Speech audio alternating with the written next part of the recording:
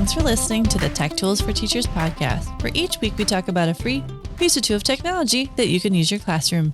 I'm your host, Shannon Martin. I'm a middle school teacher, technology, and instructional coach for my district. And I'm her husband and producer, Fuzz Martin, and I'm just over here experimenting with audio each and every week. Clever. Hello. Hi. It's been a week. It has been a week. Or two. Or two. It has been 2 weeks because of the Easter break. Yes. Well, welcome back.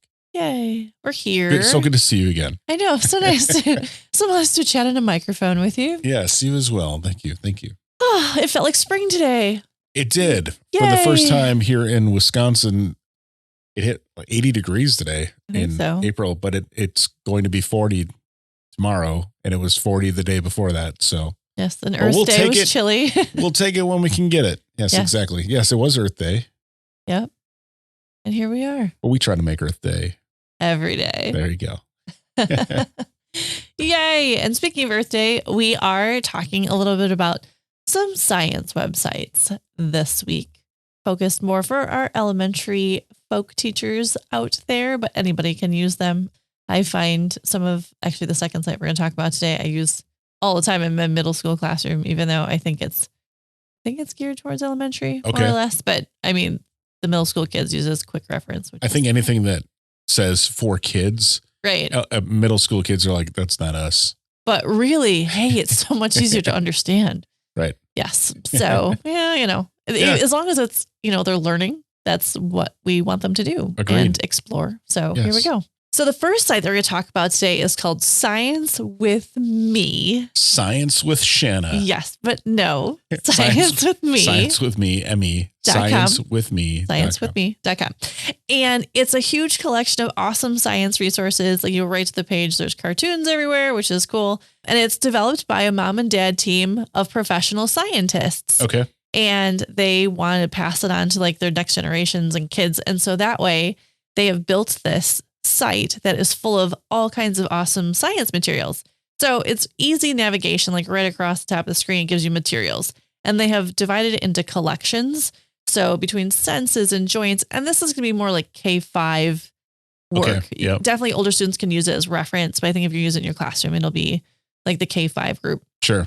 From the different senses to like butterflies and steam engines, and they have all kinds of different things that I have to say they can choose from. Earthworm is the cutest earthworm that I've ever seen. It's got a little bow on its head. It does. It's wearing, I think, a shirt or a backpack. It's pretty cute. It is cute. So we'll click on that one since you brought up the earthworm.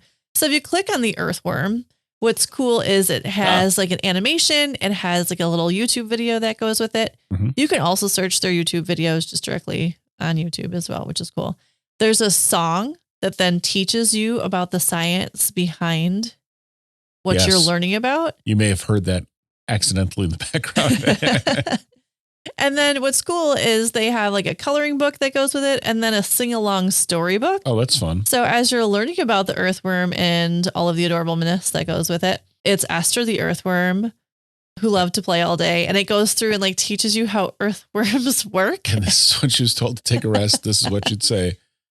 If I take a break from playing, it's fish bait I'll become because I'm slippery and I'm slimy. And to fish, I taste yum, yum. It's cute. Isn't it cute? Yeah. And so it goes through like the whole like song and story of it. And really teaches you the science behind it. And what a fun way to learn about earthworms. Right. Like I just learned from the lyrics that they eat through 6,000 pounds. Each earthworm eats through 6,000 pounds of soil every year. Look, I didn't know that. I didn't know that. I would have said like 25. Right. Yeah. So that's super cool. So again, they have these great materials that are kind of all laid out for you as a teacher. You can pull it in. And if you're studying other science units or studying, from a different textbook or something, this is a great way to have like a song and video that kind of like ties it in, and they're super engaging, which is really fun, like a fun way to bring science in. They also have like SI units of measure, which even in 8th grade, we're always working on measurement because kids forget their different measurements and we practice it often. So again, they have like the sing along storybook that goes with it. And then you can click on it. And again, it links you to the PDF It takes you through the measurement piece. It gives you the story that goes with it and the song and the activity and all of that kind of stuff. So it's a really fun collection of resources. And if you want to learn about something, you can click on the different sections. It'll say like learn about, which is another next to the materials. And what I connected it with, I was pulling up astronomy because I was looking up different astronomy pieces. So learn about is going to have a different section than just the collections they have. Okay. So collections is going to be like you just saw the earthworm or senses and things like that. And then the learn about section, there are different science topics. So animals, astronomy, chemistry, physics, famous scientists, which is cool if kids are doing reports. You can click on famous scientists and then they will like learn about Isaac Newton. You can click on that. And this is where the older kid piece comes in. If you want to have them research and identify different things about a famous scientist, this is a great safe site that you can send kids to that's going to have the information that they're looking for already laid out without a bunch of an extra, I guess, when younger students are researching or doing an inquiry, they need kind of more information, easier to absorb versus having too much going on and then they have to sort through that information. Sure. So again, they've got famous scientists. They can learn about Einstein. They can learn about all kinds of stuff. Nutrition, which our kids need to review more often, less chips. Yeah. Actually, here's one that's really relative to our house. What is yeast? Yes, because we have a new sourdough starter. Yes. Starting. Their name is Share and Sour. Yes. Share and Sour.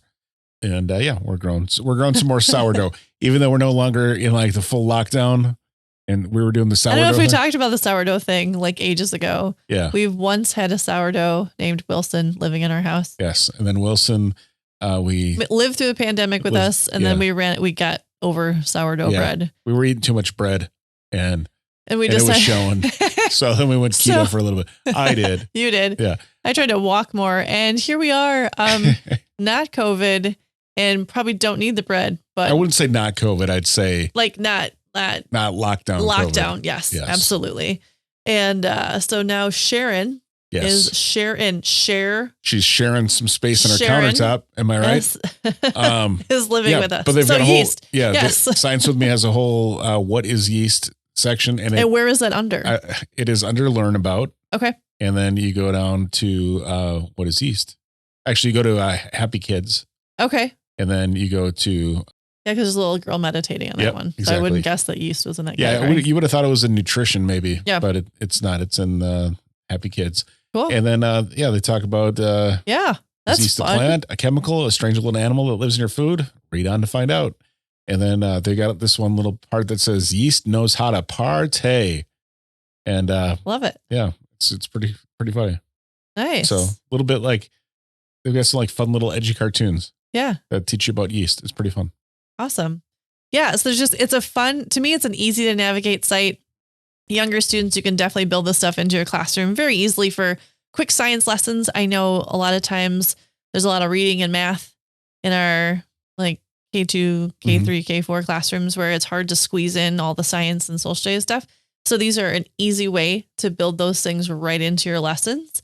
I will say there are quite a few ads kind of that pop up, but as far as I have seen, all of the ads are okay. Yeah. They are like educated related or like correct. other links the content and stuff. of the ads has been okay. There was one ad that popped up over the screen that you had to click the close button. So if you have some students who may be lower on the or more in beginner stages of reading, you may have to help them close those out.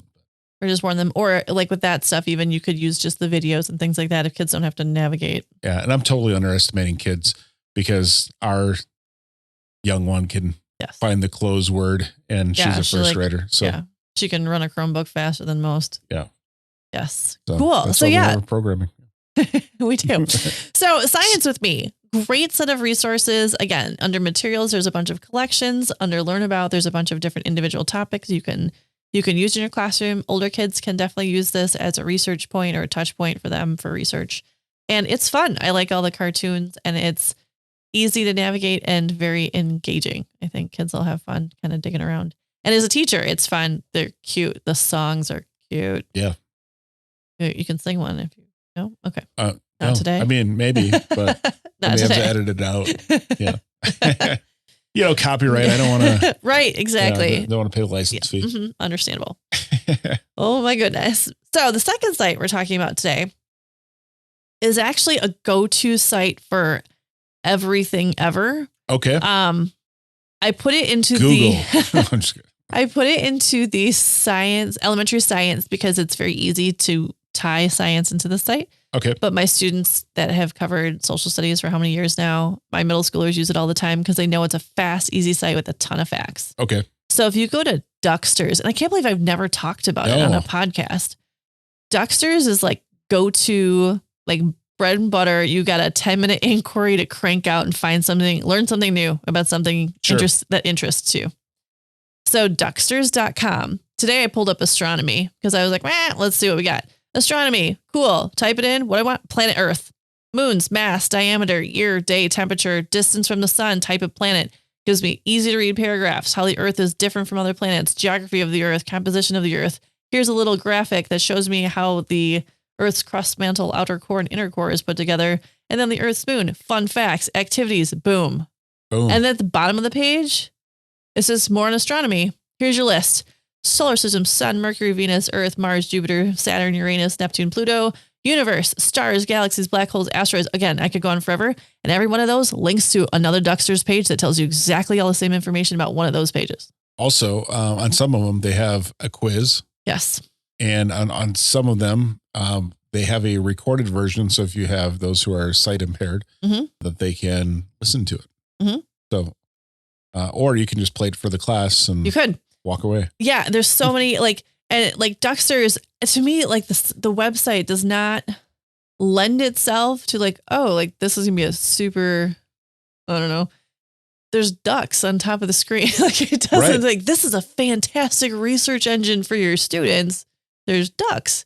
And my kids know I'm like Ducksters. They know what to do. Yep. But if you didn't know about Ducksters, I don't know if you'd know what a huge resource of information this is. So give me a topic. We're going to see if we can find it. Oh, all right. We're going to go, history, biographies, World War geography. II. Oh, no, that's too easy. Oh, okay. Well, let's see. You're going to challenge me. World War II. I'll tell you. No. You want to go? Kids, you want to get challenged? Allied powers, Axis powers, causes. Miranda rights. I challenge you too hard. Okay. I'll try. I don't know if I'm going to find anything in that, but okay. See. Find out. Miranda rights. Well, it comes up with advertisements first. Okay. U.S. government for kids, the Fifth Amendment. U.S. government, Fifth Amendment from the Constitution. No person shall answer to the Capitol. Yep. It's got Grand jury. Yep. Double jeopardy, taking the Fifth. Miranda warning, due process, eminent domain. Interesting facts about the Fifth Amendment. Activities. Oh, and then you can listen to the recorded reading of this page and take a quiz. And Boom. you want something really slick for your kids, and maybe you don't want them to know this, but maybe you do. It probably would help them.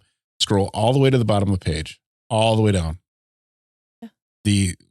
The link above the copyright line says cite this page. Yeah. If you click on that, it brings MLA up format MLA and APA citations. Ta-da. And you can your kids can copy and paste that into their footnotes. Google does that for you now too. So what? Yeah. So the kids can do that, but I'm just saying it's such an easy, yes, they can cite their sources appropriately. And then it also gives you all of the sources on topics on the bottom. So we just got so since you said Miranda rights, it gave us all the government topics, branches of government, Constitution, all of the different amendments, the overview of democracy and checks and balances and interest groups and all that kind of stuff, elections, how that process works. And then if you scroll down, it gives you U.S. history, Native Americans, colonial America. And that covers world history, Middle Ages, Rome, Aztecs, the French Revolution, games, math games, word puzzles. This site has so many things. And then they have fun stuff on arts and crafts and holidays and movies and music and sports trivia. Yeah, it's cool. The one thing I would recommend is when you search. So I type in Monet. Mm-hmm. When you type that in, the first 4 results are going to be ads. Yes. They So have to go to the Ducksters section. That's a good so you note. gotta scroll down below those first four. And I'm sure that just like Science with Me, there are a lot of ads on the site. Mm-hmm. So, and if you click on them, that's how they get paid, which that's how they make it free, right? Right. But just know that those first four in the search results are always going to be ads. Maybe Usually. Usually. Like I just pulled up Rosa Parks and the first two were advertisements and everything else. So that you teach the kids to know that when it'll say biography, Rosa Parks for kids, it says Ducksters on the links that they want to click. And the ads have a little box that say ad next to them. Yeah. Next to the link. So you kind of just teach them how to do that. Yeah. Like you know what? Your kids Frank know that more than you do. And what's good is, so that's the search bar. But if you pull a link from the bottom of a previous page, like I went to Anne Frank right now, I'm now going to click on Susan B. Anthony. If you're going from Duckster's page to Duckster's page, that ad search isn't there. Sure.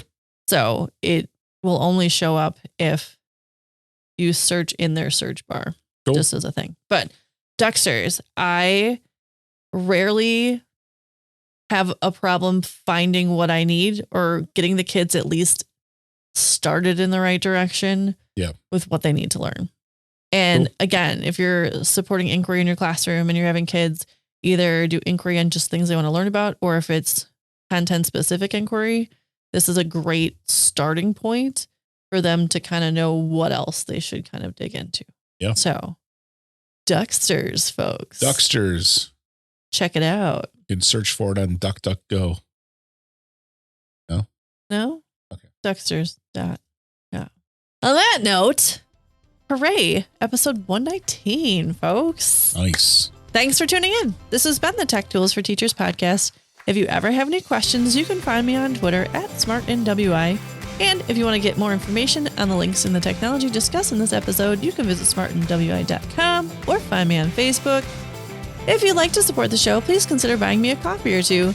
Visit buymeacoffee.com/smartandwi or visit smartandwi.com and click on that cute little purple coffee cup. Your donations help this show going. New episodes each week. Thanks for listening. Go educate and innovate. The ideas and opinions expressed on this podcast and the Smart NWI website are those of the author, Shannon Martin, and not of her employer. Prior to using any of the technologies discussed in this podcast, please consult with your employer regulations.